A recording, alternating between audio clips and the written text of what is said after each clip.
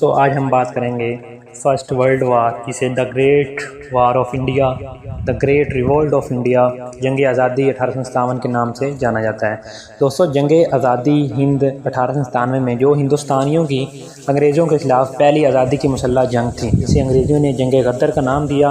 عموماً اس کے دو سب سے بڑے سبب تھے جس کی وجہ سے یہ جنگ شروع ہوئی۔ اولاً یہ کہ ایسٹ انڈیا کمپنی نے، جو کہ برٹش کی کمپنی تھی، جنہوں نے ہندوستانیوں کے تمام صوبے اور کئی ریاستوں کے بعد دیگر اپنی حکومت میں شامل کر لیے تھے، جس کی وجہ سے ہندوستانیوں کے دل میں کمپنی کے متعلق شکوک پیدا ہو گیا۔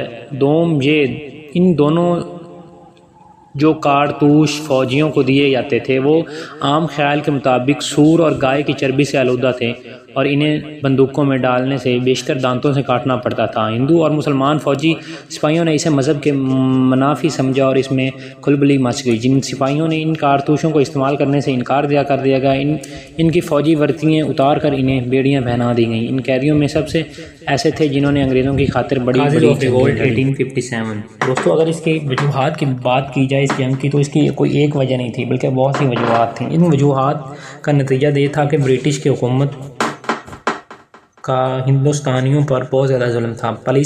جنگ پالیسی 1897 کے بعد برٹش کے لوگوں نے بہت سے ایسے کام کیے جن کی وجہ سے انڈیا کے لوگوں میں ان کے خلاف نفرت پیدا ہو گئی۔ ان کے ظلمات ہندوستانی پر بڑھنے لگے۔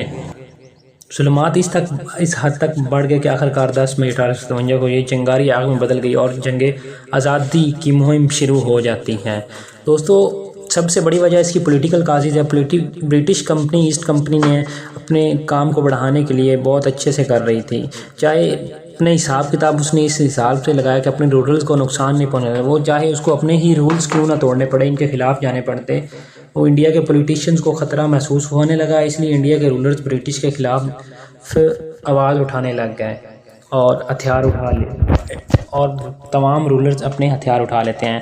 اور دوسری بات اس کی اکنامک کازز کی بات کی جائے، برٹش ایسٹ کمپنیاں کا مین موٹیو تو انڈیا میں پیسے کو زیادہ سے زیادہ کمانا تھا، چاہے اس کے لیے اس کو دن کو رات کو، اچھا کام ہو برا ہو، ہر غلط طریقے سے، ہر صحیح طریقے سے، جیسے بھی ہو کرنا تھا۔ اس لیے انڈیا کی اکانومی ڈسٹرائے ہونے لگی، تمام طبقوں کو اس میں نقصان ہوا۔ آگے اس کی ایڈمنسٹریٹو کازز کی بات کی جائے تو کمپنی کے ایڈمنسٹریٹر بہت کرپٹ تھے، جس کی وجہ سے عام لوگوں کا اعتبار ان پر اٹھ گیا، عام لوگ بہت پریشان تھے۔ اور لاسٹ اس کی سوشو ریلیجیس کاز تھی۔ سوشو ریلیجیس کاز کا مطلب دوستوں برٹش میں انڈیا کے لوگوں کو اپنے برابر کا، برٹش کے لوگ اپنے انڈیا کے ہندوستانیوں کو اپنے برابر نہ سمجھتے تھے، ان کو نہ ان کے حقوق دیتے تھے، ان کے مذہب کے خلاف جاتے تھے، تو یہ جنگ کی ایک بہت بڑی وجہ تھی۔ دوستو اسی تاریخ کی بات کریں تو یہ 10 مئی 1857 کو شروع ہوئی، جو کہ 1 نومبر 1858 کو ختم ہوئی ہے۔ اس کا ڈیوریشن 1 سال 5 ماہ 22 دن تک رہا۔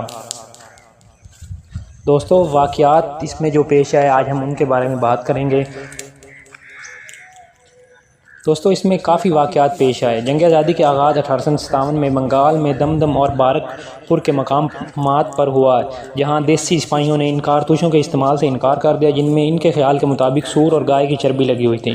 انگریزی حکومت نے ان کے سپاہیوں کو غیر مسلح کر کے فوجی ملازمت سے برخاست کر دیا۔